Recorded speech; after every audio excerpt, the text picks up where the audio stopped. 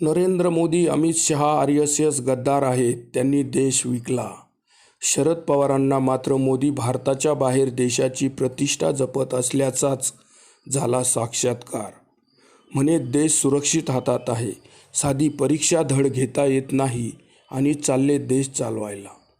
पंतप्रधान नरेंद्र मोदी, गृहमंत्री अमित शहा, आरएसएस यांनी देश विकला असून हे गद्दार असल्याची टीका विरोधी पक्षनेते राहुल गांधी यांनी केली आहे. देश आर्थिक डबघाईला लागला आहे. महागाईचा विस्फोट झाला आहे. देशात अनेक गंभीर समस्या निर्माण झाल्या आहेत.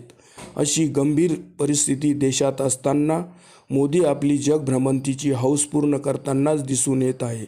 देश संकटात असताना इटलीला जाऊन तेथील पंतप्रधानांना मेलेडी चॉकलेट भेट देऊन हा करत आहेत. आगामी काळात देशातील महागाई मोठा उच्चांक करणार असल्याचा दावाही यावेळी राहुल गांधी यांनी केला आहे.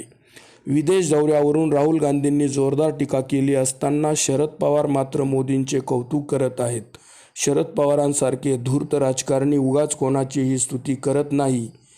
काहीतरी स्वार्थ हा दडलेलाच असतो त्यांच्या राजकीय कूटनीतीमध्ये. विदेश दौऱ्यावरून सोशल मीडियावर प्रचंड टोकाची विरोधाची राळ उडत आहे. लोकसभेचे विरोधी पक्षनेते राहुल गांधींनी टीका केली आहे.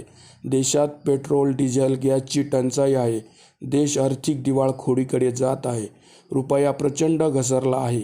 या सगळ्या गंभीर समस्या देशात असताना त्या सोडवण्यासाठी मार्ग काढण्यासाठी प्रयत्न करणे गरजेचे असताना देशातील जनतेला आवाहन करायचे की विमान प्रवास करू नका आणि स्वतः मात्र दुसऱ्याच दिवशी जगभ्रमंतीची हौस पूर्ण करण्यासाठी 5 देशांच्या दौऱ्यावर जायचे आणि तेथील पंतप्रधानांची हा करत भेट घ्यायची आणि त्यांना चॉकलेट भेट द्यायचा.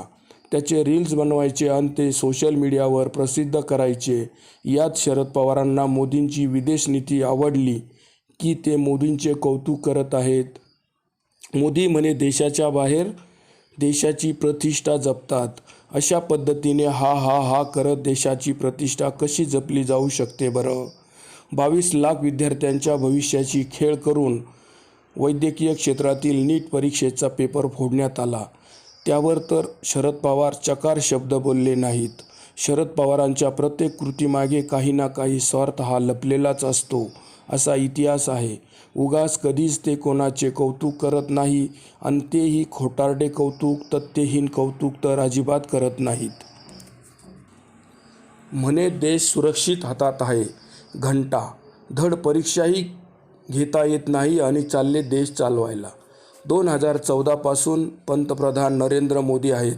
मोदींनी सूत्रे हातात घेतल्यापासून देशात महागाई, बेरोजगारी, रुपयाची सातत्याने घसरण वाढतच गेली आहे. मोदींच्या 12 वर्षाच्या काळात देशात वेगवेगळ्या महत्त्वाच्या परीक्षांचे तब्बल 53हून अधिक पेपर फोडण्यात आले आहेत. या पेपर फुटीतून लाखो तरुणांशी खेळण्याचा प्रयत्न करण्यात आला. परंतु निर्लज्ज सरकारच्या शिक्षण मंत्र्यांना थोडीही लाज वाटली नाही की आपली जबाबदारी म्हणून आपण या घटनेचा राजीनामा द्यावा. नुकतीच 3 मे रोजीची वैद्यकीय प्रवेश पात्रता परीक्षेची पेपरही फोडण्यात आले आणि देशात कल्लोळ माजला आहे.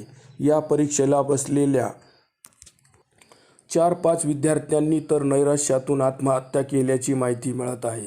आता सरकार म्हणे पुन्हा ही वैद्यकीय क्षेत्रातील परीक्षा नीट ची परीक्षा पुन्हा जूनमध्ये घेणार आहे. देशातील मोदीप्रिय भक्त मंडळी वारंवार सोशल मीडियावर दावा करतात की देश सुरक्षित हातात आहे, देश सुरक्षित हातात आहे.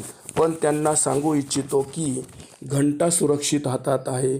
लाखो विद्यार्थ्यांच्या भवितव्याशी संबंधित महत्त्वाच्या परीक्षा देखील सरकारला धड घेता येत नाही.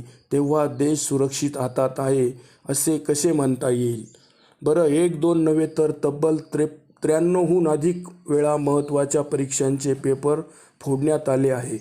मग मोदी सरकारची यंत्रणा काय करत होती की ही यंत्रणाही पेपर फोडीत सामील आहे असे प्रश्न निर्माण होतात. नीट परीक्षेसाठी 2-3-4 वर्षांपासून विद्यार्थी प्रचंड मेहनत घेत असतात. लाखो रुपये भरून शहरात कोचिंग क्लासेसमध्ये प्रवेश घेतले जातात. या कालावधीतील इतर सगळा खर्चाचा हिशोब लावला तर किमान 3 लाखांपासून तर 8 ते 10 लाखांपर्यंत हा सगळा खर्च होतो. या परीक्षेतून वैद्यकीय क्षेत्रातील भविष्य घडत असते. अनेक नामवंत डॉक्टर निर्माण होतात आणि तेच पुढं देशातील जनतेची सेवा करतात. परंतु फक्त लाखो करोडो रुपयांसाठी या परीक्षेचे पेपर फोडून ज्यांची लायकी नाही डॉक्टर व्हायची पण लाखो रुपयांना पेपर विकत घेऊन कॉपी करून परीक्षा पास करायची आणि डॉक्टर व्हायचे, असे हे सगळे देशद्रोही कृत्य काही हरामी वृत्ती करत आहे. साहजिकच असे पेपर फुटीतून पैदा झालेलेही डॉक्टर समाजात असतीलच. मग हेच ते लायकी नसलेले पोटदुखीवर, डोकेदुखीची, मानदुखीवर, कंबरदुखीची औषधे देऊन आपला पैसा कमवण्याचा धंदा करत असतील. गेल्या 12 वर्षात किती असे बोगस डॉक्टर पेपर फुटीतून जन्माला घातले असतील याचा नेम नाही. हा प्रकार उघडकीस आला म्हणून देशद्रोही कुलकर्णी, मांढरे, मोठेगावकर या नीच हरामखोरांना बेड्या ठोकल्या आहे. काही आरोपी तर भाजपशी संबंधित असल्याचीही माहिती मिळत आहे. यात राजकीय नेत्यांचाही सहभाग असण्याची दाट शक्यता आहे. अधिकाऱ्यांचाही सहभाग असू शकतो.